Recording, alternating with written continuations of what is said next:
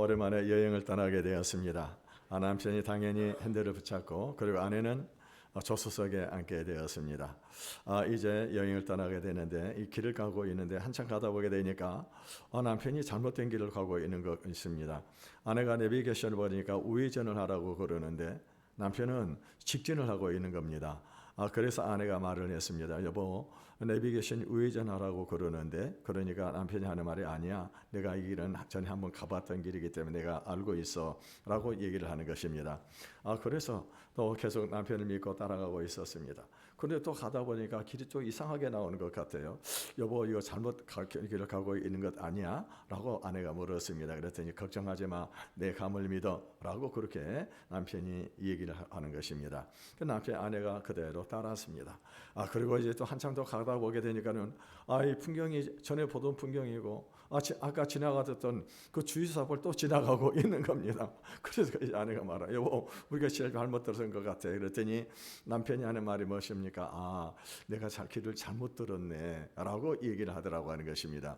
여러분, 이것이 우리가 일상생활에서 운전을 할 때 흔히 일어나는 그런 일들일 수 있을 것입니다. 그런데 이것이 운전이었기 망정이지, 만약에 우리가 인생을 그렇게 살아가게 되어진다고 한다면은 이건 정말 불행한 일이 아닐 수 없다고 하는 것입니다. 왜 그럴까요? 여러분, 우리 인생이라고 하는 것은 단 한 번밖에 기회가 주어지지 않고 있기 때문에 그렇습니다. 그래서 우리는 보통 이 신앙생활을 하면서 주님, 저희 인생의 길을 인도해 주십시오 라고 그렇게 주님을 의지합니다. 그런데 실제 생활 속에서는 어떻게 합니까? 우리 인생의 운전대를 누가 잡고 살아가고 있습니까? 내가 내 인생의 운전대를 잡고 살아가고 있다고 하는 것입니다.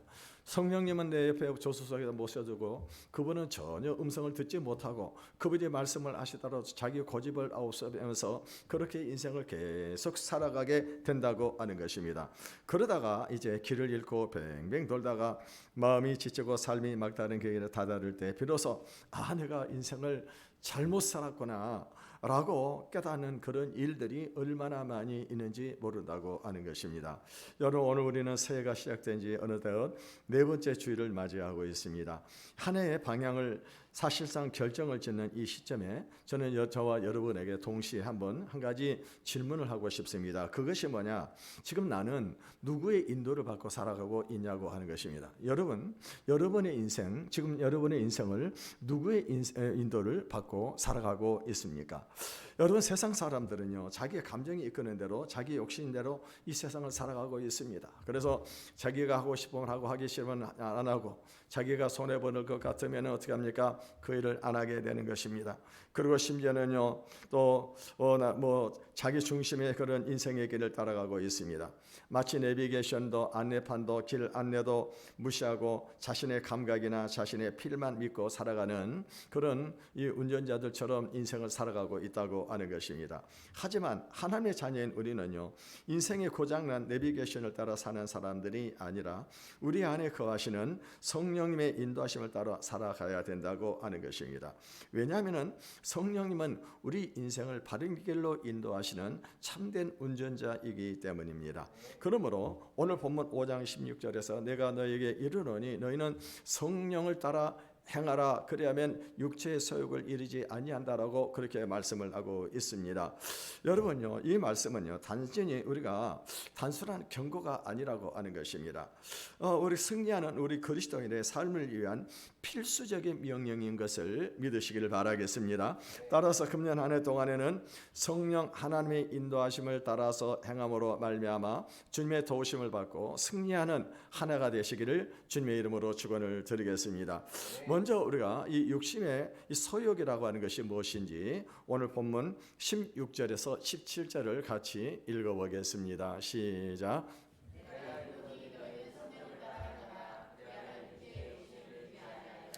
육체의 소욕은 성령을 거스리고 육체 소욕을 거스리나니 이 둘이 서로 대적하므로 너희가 원하는 것을 하지 못하게 하려 함이니라.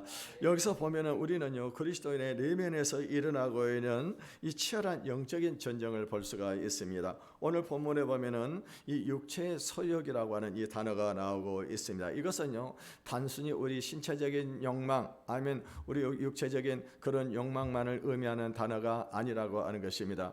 이 단어는요 헬라어로 이 사르크스라고 하는 단어를 사용하고 있는데 아주 포괄적인 그런 내용을 다루고 있는 것입니다. 이 단어는요 이 하나님 없이 살아가려고 하는 인간의 모든 성향, 자기 중심적인 모든 태도, 죄에 물들어 있는 우리의 본성 전체를 의미하게 된다고 하는 것입니다. 그러니까 이 구체적으로 육체의 소욕은 어떤 것들인가? 그거는요 이 교만한 마음으로 다른 사람들보다 자기를 높이려고 하는 그런 마음입니다. 또 그리고 이 다른 사람들을 시기하고 질투하는 마음, 불의한 방법으로 이익을 얻으려고 하는 탐욕, 순간의 쾌락을 위해서 하나님의 뜻을 저버리는 음란함, 자기의 감정을 절제하지 못하고 분노를 터뜨리는 것, 용서하지 못하고 미움을 품는 것 등을 말하는 것입니다. 그래서 본문 19절에서 21절에는 이 육체의 소욕이 무엇인지 구체적으로 얘기를 하고 있습니다. 다시 한번 읽어보겠습니다. 시작. 육체의 일은 분명하니 곧 음행과 더러운 것과 호색과 우상 숭배와 원수 맺는 것과 분쟁과 시기와 분냄과 당지는 것과 분열함과 이단과 투기와 술 취함과 방탕함과 또 그와 같은 것들이라. 여러분 여기에 나와 있는 목록들은 결코 완전한 것들이 아니고 하나님의 뜻과는 정반대되는 것들을 포함을 하고 있습니다. 여기서 우리가 주목해야 될 것은 뭐냐? 이러한 육체의 일들이 믿지 않는 세상 사람들에게 해당되는 것이 아니라고 하는 것입니다. 오늘 이 본문은요 이 갈라디아 교회 성도들에게 보낸 사도 바울의 서신서입니다. 그러니까 우리가 예수를 믿고 거듭났다고 하지만은 그럼에도 불구하고 우리는요 끊임없이 육체의 소욕에 의해서 이끌림을 당하고 인생을 살아가고 있다고 하는 것입니다. 이 서울에서 수입업체를 하면서 성공적으로 사업을 하던 한 집사님의 이야기입니다. 이분은요 주일을 잘 성수하고 그리고 11조도 온전히 드리면서 이 주일학교 교사를 하고 있던 그런 신실한 그런 집사님이셨습니다. 이분은 사업이 잘 돼가지고 그래서 성공한 기업인으로 이렇게 이름을 날린 그런 집사님이었었습니다. 그런데 어느 날부터요 마음속에 미묘한 이 변화가 일어나기 시작을 했었습니다. 그것은 뭐냐면은요 이 유통기간이 지난 그런 상품들인데도 불구하고 포장을 바꿔가지고 그래서 이 살짝의 이 날짜를 바꾸게 되는 것입니다. 그리고 또 유통기간만뿐만이 아닌 것입니다. 이분은요 이 여러 가지 세무장부도 이 세금을 덜 내기 위해서 조작을 했었습니다. 그리고 마치 헌 제품인데도 불구하고 포장을 바꿔가지고 새 제품처럼 만들어가지고 이 물건을 팔았다고 하는 것입니다. 물론 돈을 많이 벌게 되어졌었습니다. 그런데요 어느 날 이 자기 초등학교 3학년에 다니고 있는 딸아이가 자기 아버지가 가져온 뭡니까 과자를 먹다가 하는 말이 무슨 말을 하면 아빠는 여기 보니까는 이탈리산이라고 되어 있는데 보니까 맛이 중국산 같아라고 그렇게 얘기를 하게 되는 것입니다. 이 집사님이 깜짝 놀랐습니다. 충격을 받았어요. 마치 망치로 머리 한 대 맞은 것 같은 그런 충격을 받았습니다. 그래서 그날 저녁에 하나님 앞에 간절히 기도를 했었습니다. 하나님, 내가 예수를 믿는 사람, 교회 안에서는 내가 신실한 집사님으로 인정을 받는 그런 사람이었는데 나도 모르는 사이에 내가 어떻게 이렇게 세상에 젖어 들어가지고 이런 짓을 하게 되어졌었습니다. 하나님 용서해 달라고. 그러면서 이제 이분이 회개를 하고 난 다음에는요 그동안에 자기가 이 속였던 그런 업체에 대해서 사과를 하게 되고 그런 물품들을 전부 다 다시 반납을 받고 그리고 세금도 정직하게 세금을 냈다고 하는 것입니다. 그러면서 그때 이분이 어떤 얘기를 하게 되느냐, 이제야 내 마음에 평안을 얻고 내가 참된 자유를 얻게 되어졌다고 하는 거예요.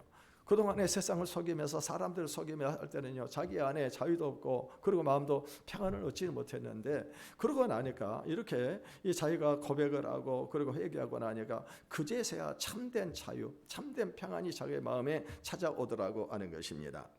반면에 성령을 따라서 행한다고 하는 것은 무엇일까요? 이것은 단순히 종교적인 의무를 말하는 것이 아닙니다. 그러니까 우리가 주일날 와서 주일 예배를 드리고 그러고 난 다음에 집에 가서 기도하고 성경을 읽는 것, 여러분 이것만을 의미하는 것이 아닌 것입니다.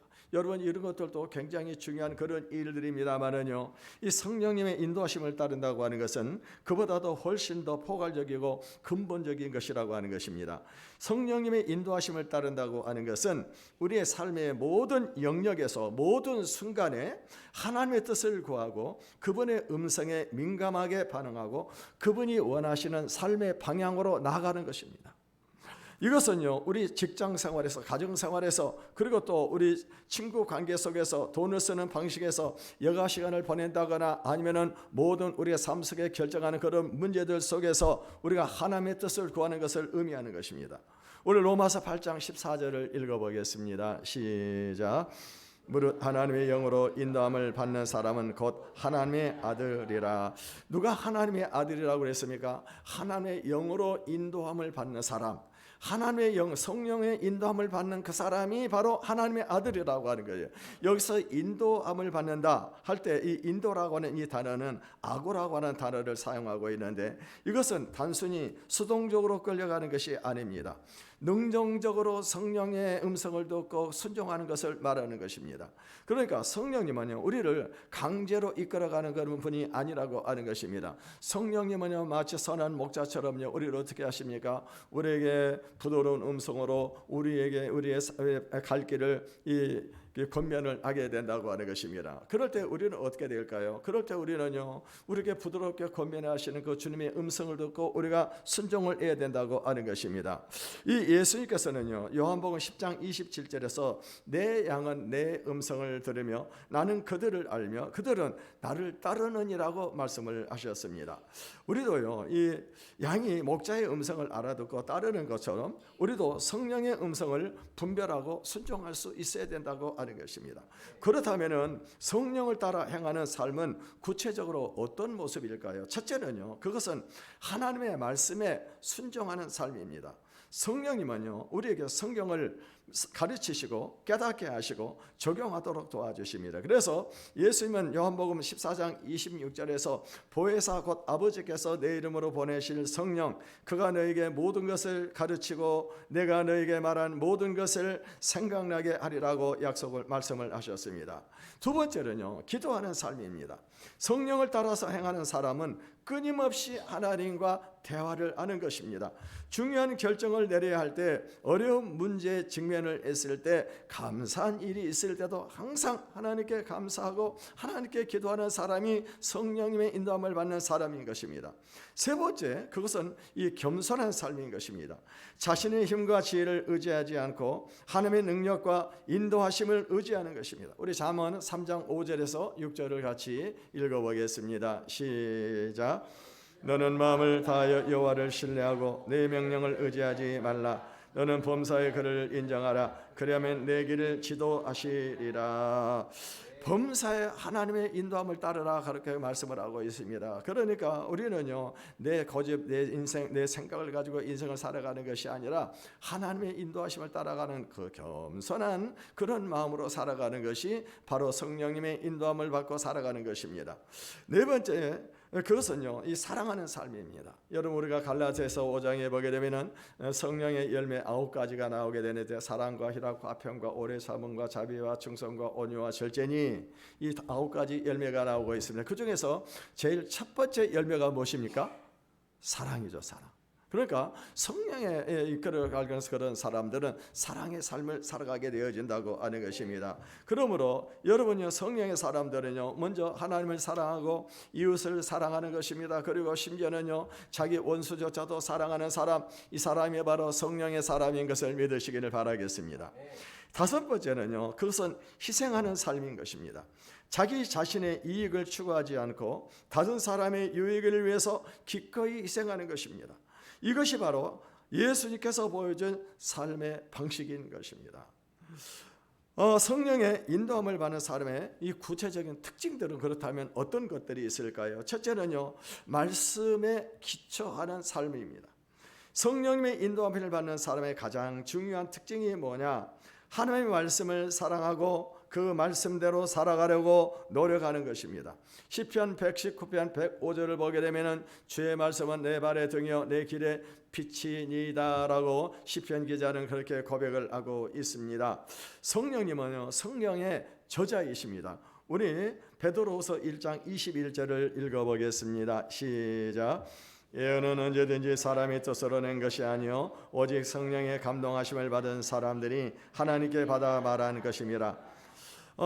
이 성령께서 우리를 인도하실 때는요 그 인도하심은 항상 성경의 말씀과 일치가 된다고 하는 것입니다. 그러니까 우리가 성경의 말씀을 무시하는 그런 사람은 성령의 인도함을 받는 것이 아닌 것입니다. 성령님은 항상 어떻게 하십니까? 성령 말씀이 생각이 나게 하고 그리고 그 말씀을 우리의 삶에 적용하게 하시는 것이 바로 성령님의 인도함을 받고 살아가는 말씀인 것입니다. 그래서 요한복음 14장 24절 26절에 보게 되면은 보혜사 곧 내 아버지께서 내 이름으로 보내실 성령 그가 너에게 모든 것을 가르치고 내가 너에게 말한 모든 것을 생각나게 하시리라 이렇게 말씀을 하셨습니다. 성령님은 어떤 분이신가? 성령님은요 바로 하나님의 말씀을 우리에게 가르치실 뿐만 아니라 우리에게 가르쳐진 그런 말씀들이 우리 삶 속에서 어떤 문제가 생기게 되어질 때는요 그 말씀이 생각이 나게 해서 그 말씀대로 살아가게끔 하신다고 하는 것입니다.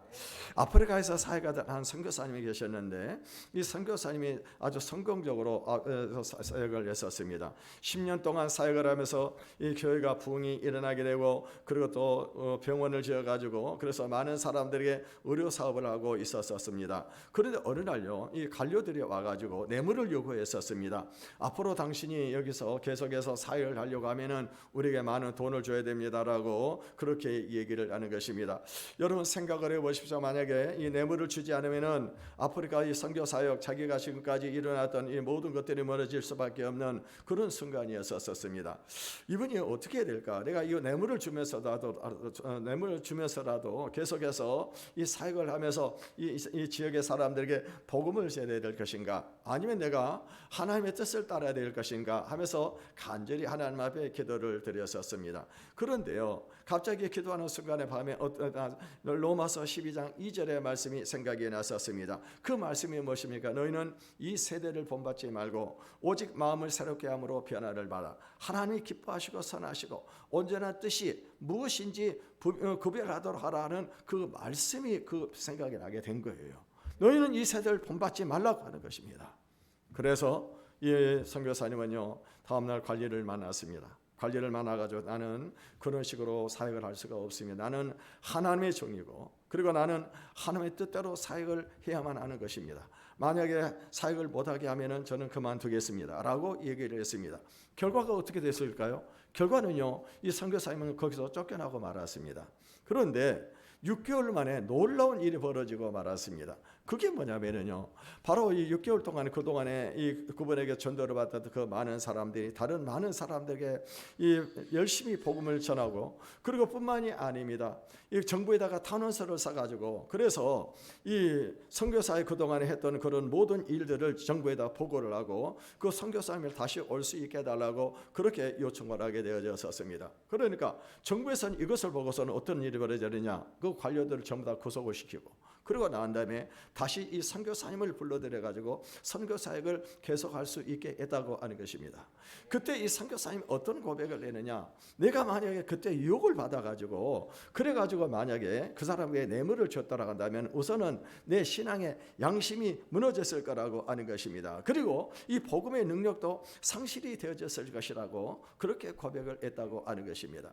여러분 우리가 예수를 믿고 살다 보게 되면은 우리는요 때로 이런 세상의 그런 유혹들을 우리가 받을 때가 많이 있다고 하는 것입니다. 그럴 때 여러분 우리가 어떻게 결정을 내려야 되냐고 하는 거예요. 그럴 때마다 성령님은 우리에게 하나님 주신 우리의 말씀이 생각이 나게 해서 그 말씀대로 살아갈 수 있도록 우리를 인도하신다고 하는 것입니다. 둘째는요 바로 이 기도하는 삶입니다. 여러분 성령님의 인도하심을 받으려고 하면 우리가 끊임없이 기도를 해야 되는 것입니다. 기도는 하나님과의 영적인 대화이고 성령께서 우리에게 말씀하실 수 있는 가장 중요한 통로인 것입니다. 우리 로마서 8장 26절의 말씀을 같이 읽어보겠습니다. 시작. 이와 같이 성령도 우리의 연약함을 도우시나니 우리는 마땅히 기도할 바를 알지 못하나 오직 성령이 말할 수 없는 탄식으로 우리를 위하여 친히 간구하시느니라. 여러분은 우리가 기도할 때요, 성령님께서는 어떻게 하십니까? 우리와 함께 하십니다. 그리고 이 성령님께서 우리가 기도할 때 우리를 도와주신다고 하는 것입니다. 사실 여러분, 우리는요 너무나도 바쁘게 일상생활을 살아가고 있습니다. 여러분, 아침에 일어나자마자 대부분의 직장인들은 어떻게 합니까? 일어나자마자 먼저 휴대폰을 보면서 누구에게서 어떤 연락이 오지 않았는지 보게 될 것입니다. 그러면서 식사를 하면서 어떻게 합니까? 또 핸드폰을 통해 가지고 뉴스를 보고 있습니다. 그리고 직장에 출근해 가지고 열심히 일을 하고, 그러고 난 다음에 퇴근을 하고 난 다음에는 약속을 잡기도 하고 친구들을 만나기도 합니다. 그러고 나면 집에 들어오게 되면은 어떻게 합니까? TV를 뉴스를 본다든가 SNS를 통해 가지고 사람들과 연락을 취한다든가 그런 식으로 정신없이 하루 일과를 마치고 잠이 드는 그런 일과를 계속해서 우리가 반복을 하고 있습니다. 여러분, 그러다 보게 되면은요 우리가 하나님과 대화할 시간이 있겠냐고 하는 것입니다. 여러분, 성령의 음성을 들을 여유도 완전히 사라지게 되는 것입니다. 우리는 하나님께 기도하기는커녕요 하나님에 대해서 생각하는 것조차도 잊어버리고 살아갈 때가 너무나도 많이 있다고 하는 것입니다. 이것이 현대 우리 그리스도인들의 가장 직면한 가장 큰 영적인 위기 중에 하나라고 하는 것입니다. 여러분은 누구라고 말씀하면 다 알 수 있는 서울에서 아주 유명한 대형교회 목사님입니다. 1만 명 이상이 모이는 그런 큰 교회를 지금 목회하고 계시는 그런 목사님이신데요, 이분은요 그렇게 짧은 기간 동안에 크게 성공을 해가지고 성공한 그런 목회자로 알려지게 되어졌었습니다. 그런데 어느 날 설교를 하게 되는데 갑자기 말문이 딱 막혀버린 거예요. 그래서 설교를 못한 겁니다. 말문이 막혀서. 그래서 병원에 가지고 세계 진단을 받아봤더니 의사가 무슨 얘기를 하게 되냐면 바로 이거는 심한 이 번아웃 증후군이라고 그렇게 판정을 내렸었습니다. 그러면서 한동안 쉬셔야 됩니다라고 그렇게 요청을 했습니다. 그래서 이분이 안식년을 청하고 그리고 한 달 동안에 이제 산에 가가지고 기도를 하기 시작을 했었습니다. 아침 새벽이면은 산에 올라가서 그래서 아무 소리도 않고 조용히 앉아 있었습니다. 그런데요 어느 날 며칠이 지나고 나니까 하나의 음성이 들리기 시작을 하게 되는 거예요. 그 음성이 뭐냐? 너는 열심히 일을 하기는 했는데 나하고는 대화를 하지를 않았다고 하는 거예요. 나의 뜻이 무엇인지를 모르고 너의 일만 열심히 했다고 하는 거예요. 이분이 거기서 통곡을 한 거예요. 나는 열심히 하나님을 한다고 했는데 내가 하나님이 원하는 그 일을 한 것이 아니라 내 일을 열심히 했다고 하는 거예요. 그래서 이분이 회개를 하고 난 다음에 그 다음에 다시 교회를 돌아왔었습니다. 그러면서 마음의 결단을 하기를, 하나님 이제 내가 어떤 일이 있더라도 하루에 1시간만은 내가 하나님과 기도하는 시간을 갖겠습니다 라고 그렇게 결단을 내리고, 그러고 난 다음에 그때부터는요 매일 1시간씩 항상 정해놓고 하나님 앞에 기도를 했다고 하는 것입니다. 그랬더니 어떤 일이 벌어지게 되느냐? 일을 더 많은 일을 하는데도 불구하고 일들이 순조롭게 풀리기 시작하면서 교회가 더 부흥이 일어나게 되더라고 하는 것입니다. 여러분요, 그분이 하는 말이 무엇입니까? 저는 10년 동안에 하나님이 없이 하나님의 일을 하고 있었습니다. 진정한 사역은 하나님께서 우리를 통해서 무엇을 하시느냐, 이것이 중요한데 그것을 놓쳤다고 하는 것입니다. 여러분은 그분의 고백은요 우리에게 중요한 교훈을 줍니다. 여러분, 기도는 우리의 선택사항이 아니라 우리 예수를 믿는 하나님의 사람들의 필수사항인 것을 믿으시기를 바라겠습니다. 성령의 인도하심을 받으려고 하면 반드시 기도를 해야 됩니다.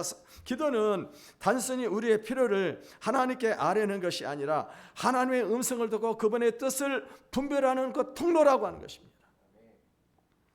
세 번째, 순종하는 삶입니다.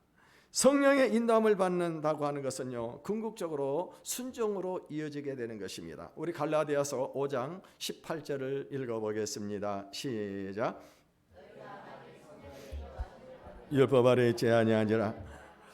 이것은 우리가 율법을 무시된다고 하는 그런 의미가 아닌 것입니다. 우리가 성령의 인도함을 받으면 결국은 어떻게 되냐?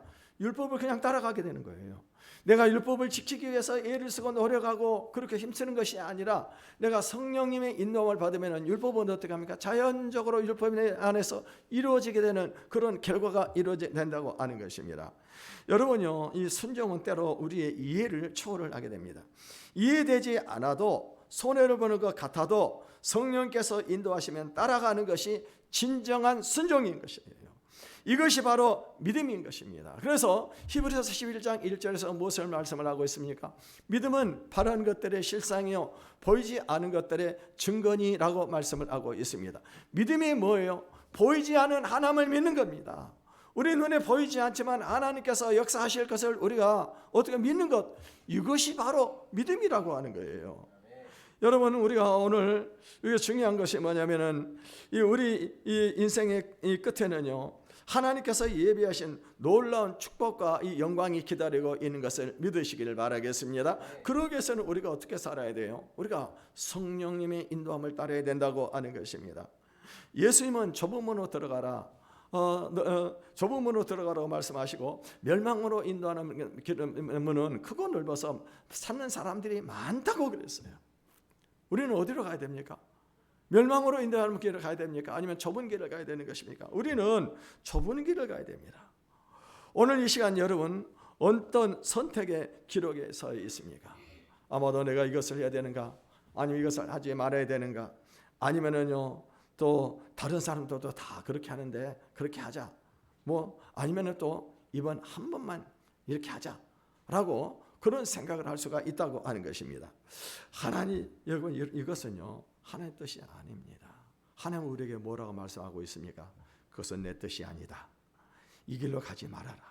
내가 예비한 더 좋은 길이 있다.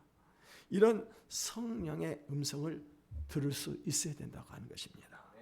여러분 함께 결단하시길 바라겠습니다. 오늘부터 우리 육체의 소리를 듣지 않고 성령의 인도하심을 따라 행하겠다고 결단하시기를 바라겠습니다. 그래서 매일 기도하고 어떤 상황에서도 순종하는 삶을 살아가겠다고 다짐하시기를 바라겠습니다. 그럴 때 하나님께서는요 우리를 통해 놀라운 일을 행하실 것입니다. 우리의 삶의 성령의 열매가 풍성하게 열리게 될 것입니다. 그리고 우리를 통해서 많은 사람들이 하나님을 만나게 될 것입니다. 우리의 가정의 변화가 일어나게 되고 우리의 직장의 변화가 일어나게 되고 우리 교회 공동체의 변화의 역사가 일어나게 될 것입니다. 우리 로마서 8장 14절의 말씀을 다시 한번 읽어보겠습니다. 시작. 무릇 하나님의 영으로 인도함을 받는 사람은 곧 하나님의 아들이니라. 다시 한번 읽어보겠습니다. 시작. 무릇 하나님의 영으로 인도함을 받는 사람은 하나님의 아들. 세 번 읽어봅시다. 무릇 하나님의 영으로 인도함을 받는 사람은 곧 하나님의 아들이라. 누가 하나님의 아들이라고요? 하나님의 영으로 성령의 인도함을 받는 사람이 바로 하나님의 아들이라고 성경은 말씀을 하고 있습니다. 우리 모두 성령의 인도하심을 받는 하나님의 자녀답게 살아가시기를 바라겠습니다. 그래서 올 한 해도 성령님과 동행하며 그분이 인도하신 대로 순종하며 그분의 음성에 민감하게 반응하며 살아가시기를 주님의 이름으로 축원을 드리겠습니다.